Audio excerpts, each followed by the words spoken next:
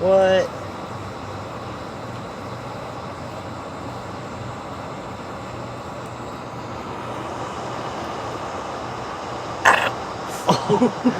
Dude. A little over a year ago, some friends and I forged a gigantic crayon. That's the good shit. It's, as far as I know, the biggest homemade melted crayon type of crayon thing. Prove me wrong. This monster weighs a staggering 20 plus pounds and is made up of 50 packs of 48 crayons and a mysterious 3-pound box of crayons I got from eBay. Safe to say this waxy beast is made up of at least 2,500 crayons. It also makes for a pretty decent dumbbell. It's pretty useful for working out my biceps and various other types of exercises. Now, I had originally made a video about the making of this crayon, but I've removed it for a few reasons. Mostly, it was really long, uninteresting, and just super low energy. People need keys jingling in front of their face to sit through a 20-minute video. Being the first full-length feature presentation I've ever edited with the intention of actually being decent, it turned out really bad, and I was embarrassed. It wasn't something to be quite proud of. There was a huge conflict in the method of recording and narrating the initial video. I treated it like a how-to, DIY, blog, comedy bit, documentary, infomercial. It was all over the place and the video was unsuccessful. Also, the thumbnail was so bad. Yeah, here's what it looks like. You can stop looking at it now. I don't know what's worse, my thumbnail or the fact that I also didn't even make eye contact with the camera. Before doing this video, I extensively looked into the crayon community. I wanted to make sure my idea was fresh and original, and to my surprise, it was for the most part. There was a lot of melting crayon projects, and this guy made a really nice vase out of crayons, but no one was making just a raw, big crayon. Since releasing the initial video, I watched it many times over and gave myself many views, and maybe about 20 of the views that I got were legit. By taking the average watch time and considering how many times I watched it, I was able to extrapolate a true watch duration of about 10 seconds per viewer of those 20 legit viewers, so safe to say no one watched my video. A few people did copy me, however, as there are now a few other videos where people make giant crayons in a similar manner. We got this guy here who made a sucky, ugly crayon. On a positive note though, I can tell he has ethically sourced the majority of his crayons, as those were the same Dollar Tree ones that I used.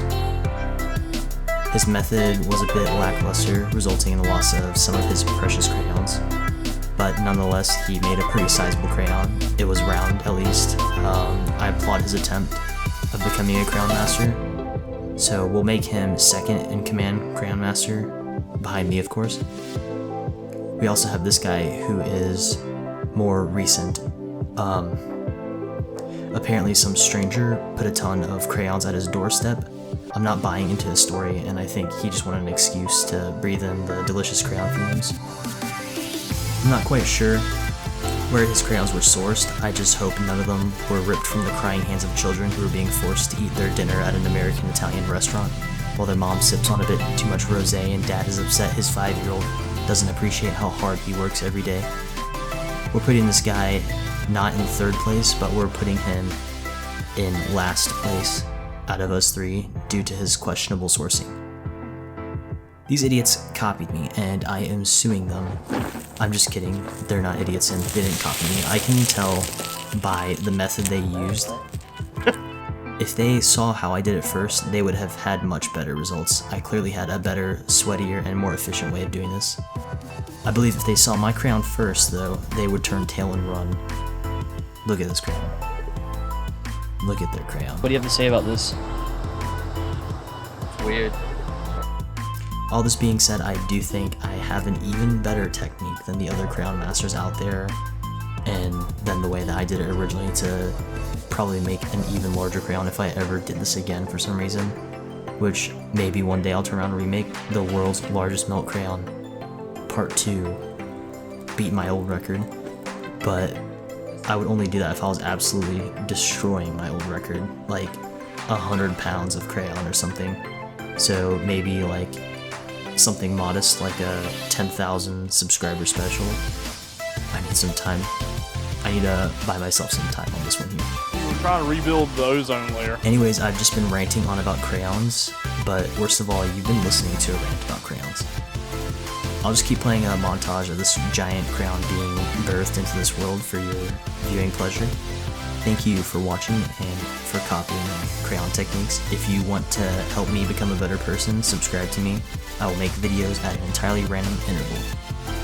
Here is my original intro, which I was actually somewhat proud of. Hello everybody. I noticed that you're here right now, and I want to show you something amazing. Right? This right here, which I'm about to reveal, is what we call the Grand Crayon. Are you guys ready for this? Because I am. Okay, we're doing this. 1, 2, 3. Are you kidding me? Are you kidding me? All that stuff and the crayon came through? We did the impossible. They told me I couldn't do it. I told them I could do it.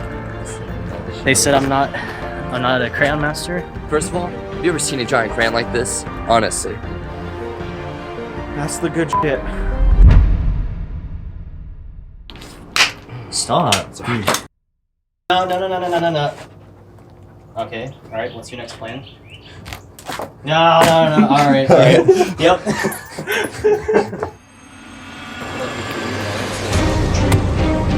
America! Sorry, guys.